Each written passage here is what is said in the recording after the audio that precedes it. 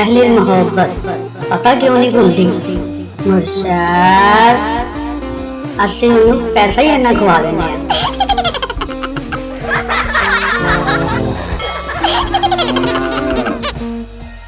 खान साहब क्या हुआ? तुम्हें क्या हुआ? मुझे छोड़ो खान साहब, तुम बताओ उल्टा क्यों लटके हुए हो?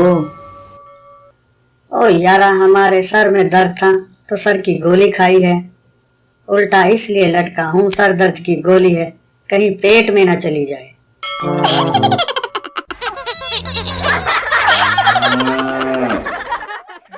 गोरे रंग पर इतना भी गरूर अच्छा नहीं मुर्शाद।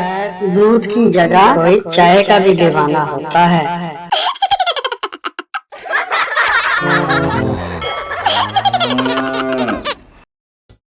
दोस्त ने पठान को गए छत पर लेकर जाते देखा तो पूछा, खान साहब ये क्या कर रहे हो? क्या कर रहा हूँ? मतलब गाय को कहाँ लेकर जा रहे हो? हम गाय को छत पर लेकर जा रहा हूँ। छत पर क्यों लेकर जा रहे हो? हम गाय को छत पर ले जाकर इसका कुर्बानी करेगा। तो खान साहब नीचे इतनी जगह है, नीचे कुर्बानी कर लो। ओ यारा, हमारा चूरी छत पर पड़ा है।